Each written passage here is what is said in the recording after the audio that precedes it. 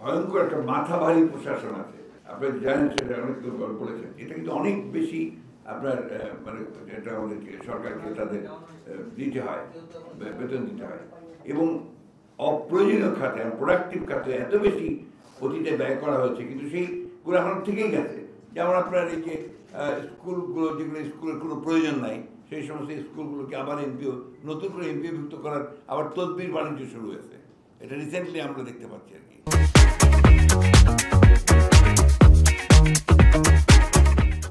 যে সমস্ত জায়গাতে এখন কোনো টাকা পয়সা দেওয়ারই দরকার নাই, সেগুলোতে আবার টাকা পয়সা দেওয়ার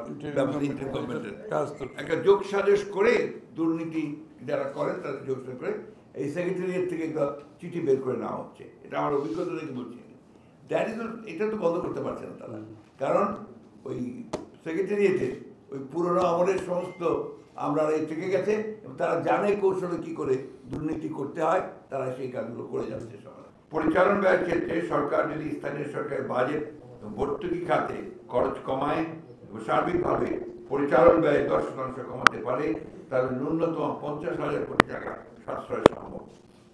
তাছাড়া সরকার কর্তৃক স্বায়ত্তশাসিত প্রতিষ্ঠানগুলোকে দেয়া ঋণের বাজেট কমিয়ে সাময়িকভাবে ব্যয় সাশ্রয় করতে পারে। উল্লেখ্য, 2024 থেকে 25 অর্থ বছরে স্বায়ত্তশাসিত প্রতিষ্ঠানগুলোর জন্য 50,875 কোটি টাকা ঋণ বাজেট করা হয়েছিল। অতএব সরকার খরচ কমানোর মাধ্যমে বাজেটের ন্যূনতম 1 লাখ কোটি টাকা সাশ্রয় করতে পারে এবং ঘাটতি কমাতে পারে। এই পদক্ষেপগুলো দেশের অর্থনৈতিক স্থিতিশীলতা ও দীর্ঘমেয়াদী উন্নয়নের জন্য অত্যন্ত জরুরি।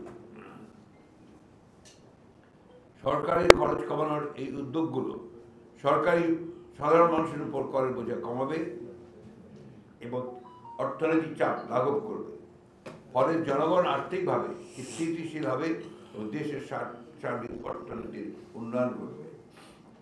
প্রিয় সাংবাদিকবৃন্দ, অপ্রয়োজনীয় ও দুর্নীতিগ্রস্ত মেগা প্রজেক্টের বিপরীতে বরাদ্দকৃত অর্থ আপাতত বন্ধ রেখে বিপুল পরিমাণ অর্থ সাশ্রয় করা সম্ভব। প্রতিটা সরকার কুইক রেন্টাল বিদ্যুৎ উৎপাদনের ক্যাপাসিটি চার্জ বাবদ বর্তমান বাজেটে বরাদ্দ রেখেছিল 40,000 কোটি টাকা, যার পরিমাণ 2023-24 অর্থ বছরে ছিল 32,000 কোটি টাকা। মেয়াদ শেষ হয়ে গেলেও নিজেদের স্বার্থে বছরের পর বছর বাড়ানো হয়েছে এগুলোর মেয়াদ। এসব বিদ্যুৎ কেন্দ্রে বছরের পর বছর ক্যাপাসিটি চার্জের নামে চলেছে হরিলুট। গত 14 বছরে এই বিদ্যুৎ কেন্দ্রগুলোতে এমন লুটপাট হয়েছে প্রায় 1,25,000 কোটি টাকার উপর। শ্বেতপত্র কমিটিতে উঠে এসেছে যে বিগত ফ্যাসিস্ট সরকারের সময় উন্নয়ন বাজেটের 40% লুটপাট করা হয়েছে। অধিকন্তু বাজেটে অবকাঠামো খাতগুলোতে বরাদ্দকৃত বাজেটের অধিকাংশই অর্থ ব্যয় করা সম্ভব হয় না। এ সকল খাতে তাদের বরাদ্দকৃত অর্থ হ্রাস করে বাজেটের আকারকে আরো যৌক্তিকভাবে ছোট করে আনা সম্ভব।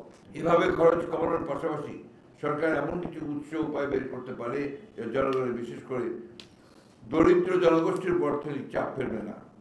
উদাহরণস্বরূপ, প্রত্যক্ষ করের ক্ষেত্রে সর্বোচ্চ স্ল্যাবে ইনকাম ট্যাক্সের হার বৃদ্ধি এবং চার্জ তথা ওয়েলথ ট্যাক্স বাড়ানোর মাধ্যমে কর আদায়ের ক্ষেত্রেও আরো মনোযোগী হওয়া যেতে পারে। নন ট্যাক্স এবং নন রেভিনিউ খাতে আয় বৃদ্ধি করার দিকেও নজর দেওয়া প্রয়োজন। ভ্যাটের হার না বাড়িয়ে বরং ভ্যাটের আওতা বাড়ানো যেতে পারে।